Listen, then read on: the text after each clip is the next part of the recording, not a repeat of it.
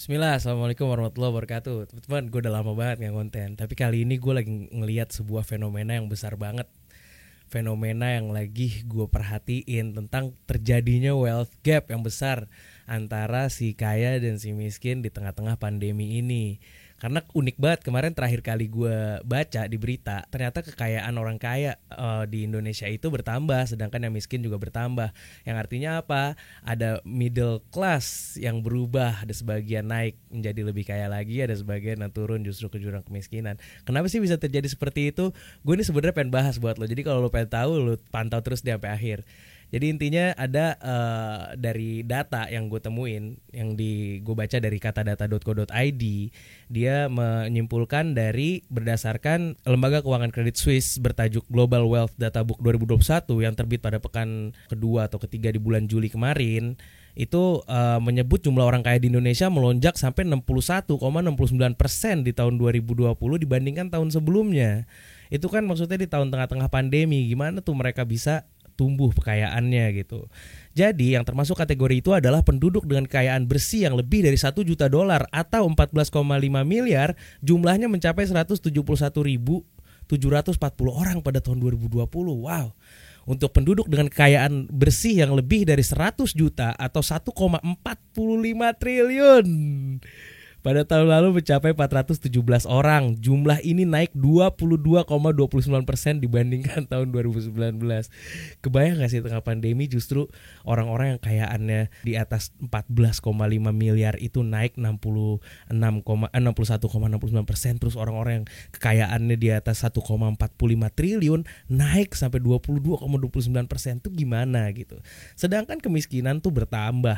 Bahkan di data ini tingkat kemiskinan di perkotaan itu naik dari 6,56% naik ke 7,38%.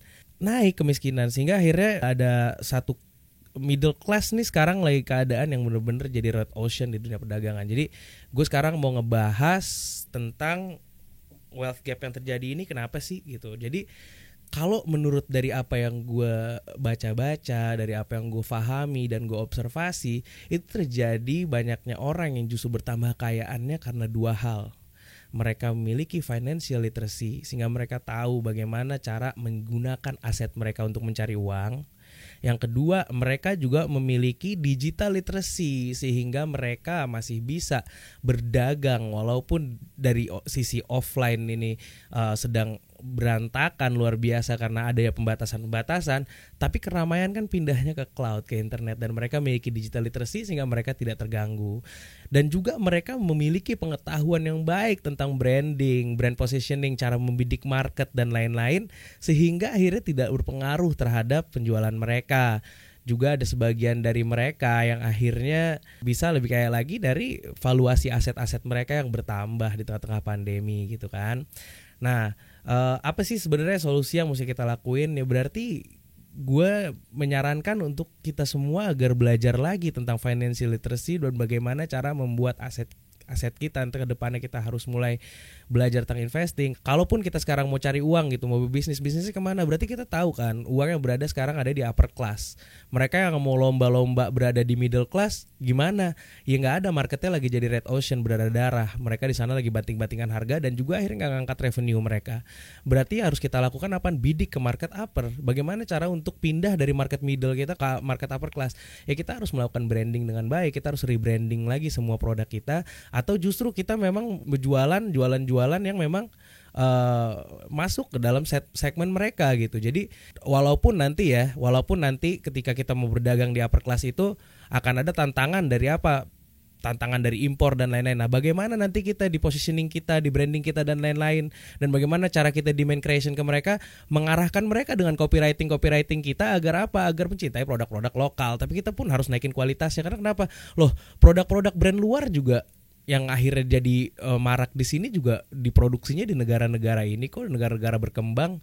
walaupun mereka brand-brandnya brand-brand luar ya, maksudnya brand-brand negara-negara maju, tapi mereka produksi tetap di negara berkembang, sehingga berarti artinya kualitas produk-produk lokal itu nggak kalah. Tinggal bagaimana cara produk lokal memiliki literasi untuk branding, bagaimana melakukan positioningnya, bagaimana cara apa namanya membuat persepsi orang bahwasannya produk lokal itu nggak kalah dengan produk luar. Dan kebiasaan dan behavior di tengah pandemi ini untuk market upper class itu mereka hanya mau belanja secara online. Berarti kita juga harus belajar tentang digital literacy. Mereka yang nggak belajar digital literacy dan mereka nggak juga mau belajar dan adaptasi dengan keadaan ini, apalagi sekarang lagi didorong luar biasa ke arah industri revolusi 4.0 ke dunia digitalisasi, dan kita juga nggak mau masih untuk belajar digital literacy, ya udah kita nggak akan bisa survive nanti ke depannya, karena mau nggak mau kita didorong dan harus adaptasi dengan keadaan tersebut.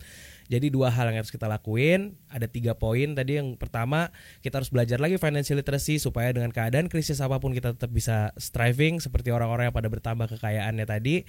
Yang kedua, kita harus belajar tentang bagaimana membidik market, bagaimana kita melakukan branding, marketingnya dan sellingnya. Dan yang ketiga, kita harus belajar tentang digital literacy-nya agar kita bisa mendapatkan market share yang ada di masyarakat saat ini. Nah, jadi penting kan kita untuk belajar tentang financial literacy kita, tentang digital literacy kita. Ternyata itu menjadi kunci bagi mereka-mereka yang survive dan justru kekayaannya bertambah di tengah-tengah pandemi seperti ini. Oke, segitu aja dari gue. Assalamualaikum warahmatullahi wabarakatuh.